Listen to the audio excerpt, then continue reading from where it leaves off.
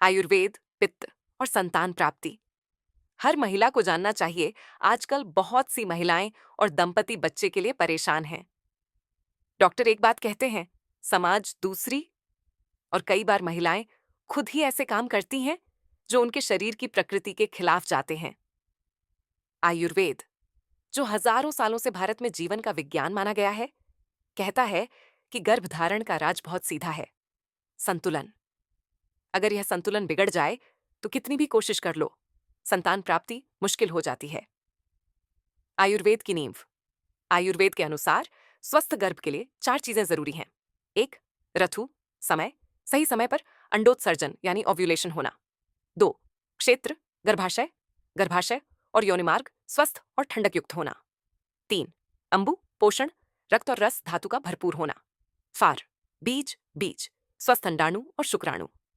अगर इनमें से एक भी चीज गड़बड़ हो जाए तो गर्भधारण कठिन हो जाता है। और आज की भागदौड़ और गर्म जीवन शैली में सबसे ज्यादा गड़बड़ी होती है पित्त दोष से। पित्त क्या है? आयुर्वेद में पित्त मतलब अग्नि प्लस जल तत्व। ये शरीर की पाचन शक्ति, मेटाबॉलिज्म और हार्मोन को नियंत्रित करता है। जब पित्त संतुलित होता है, महिला का मासिक धर्म नियमित रहता है, प्रजनन क्षमता मजबूत होती है, चेहरा दमकता है। जब पित्त बढ़ जाता है, वही अग्नि शरीर को जलाने लगती है।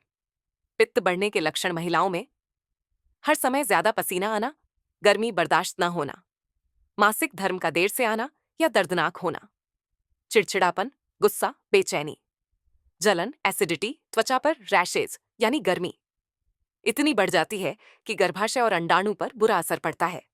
महिलाओं की आम गलतियां, अब साफ साफ बात करें। कई महिलाएं ऐसे काम करती हैं जो पित्त को और बढ़ा देते हैं। 1. गर्मियों में उबलता हुआ दूध पीना। दूध उत्तम है, पर गर्मियों में ठंडा या गुनगुना ही लेना चाहिए। 2. बहुत तीखा, खट्टा और तला भुना खाना। यह सीधे गर्भाशय में गर्मी बढ़ाता है। 3. ठंडी और मीठी चीजें न खाना, जैसे फल, नारियल पानी, खीरा, जबकि यही गर्भधारण में मदद करते हैं। 4. रात देर तक जागना। रात 10 बजे के बाद पित्त का समय शुरू होता है। देर तक जागने से हार्मोन बिगड़ते हैं। 5. हमेशा तनाव, गुस्सा, जल्दबाजी में रहना। यह मानसिक पित्त है और यह भी गर्भधारण को रोकता है।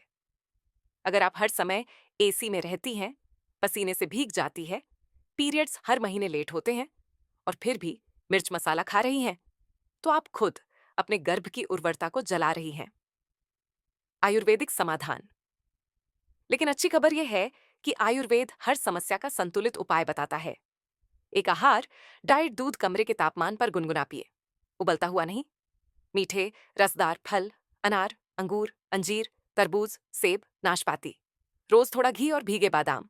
मूंग दाल की खिचड़ी, सब्जियों का सूप, नारियल पानी, परहेज, लाल मिर्च, खट्टे अचार, तला भुना, शराब, चाय कॉफी। 2. विहार, लाइफस्टाइल। सुबह सूर्योदय से पहले उठना, रात 10 बजे से पहले सोना, रोज नारियल तेल या चंदन तेल से हल्की मालिश। योगासन, चंद्र नमस्कार, शवासन, बद्धकोणासन, प्राणायाम, शीतली और शीतकारी। 3. औषधियां, रस्यान, शतावरी, स्त्री प्रजनन शक्ति बढ़ाने वाली मुख्य औषधि। अशोक, मासिक धर्म नियमित करने में सहायक। गुड़ुचि, गिलोय, शरीर को ठंडक और शक्ति देती है। घृतकुमारी, एलोवेरा, सीमित मात्रा में मासिक धर्म को संतुलित करती है। इनका सेवन वैद्य की देखरेख में ही करना चाहिए। चौथी सही समय, अर्धुकाल। गर्भधारण का उत्तम समय पीरियड्स के 12वें से 16वें दिन तक होता है। अगर मासिक धर्म देर से आता है तो ओव्यूलेशन भी आगे खिसक जाता है। इसलिए हर महिला को अपनी फर्टाइल विंडो पहचानना जरूरी है। प्राचीन ज्ञान और आधुनिक विज्ञान कोई पूछ सकता है, क्या ये सब अंधविश्वास है? नहीं।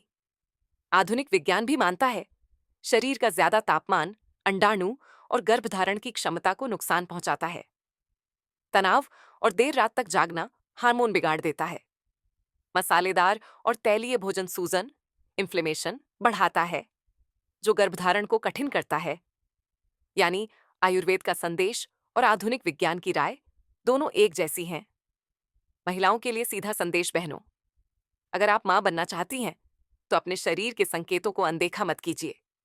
हर समय पसीना आना, पीरियड्स का लेट होना, लगातार तीखा खाने की चाहत, ये सब आपके शरीर की घंटी है।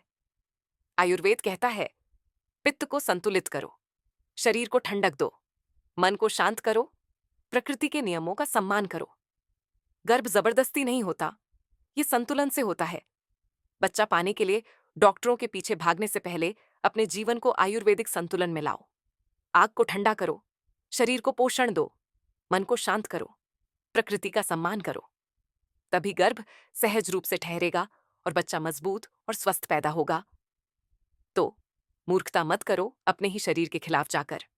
बुद्धिमानी दिखाओ, प्राचीन ज्ञान अपनाओ, क्योंकि संतान सिर्फ दवाई से नहीं, बल्कि संतुलन और सद्भाव से आती है। इस संदेश को हर उस महिला तक पहुंचाइए जो मां बनने की कोशिश कर रही है। पित्त को संतुलित कीजिए, आर्थु का सम्मान कीजिए और प्रकृति को अपना काम करने दीजिए।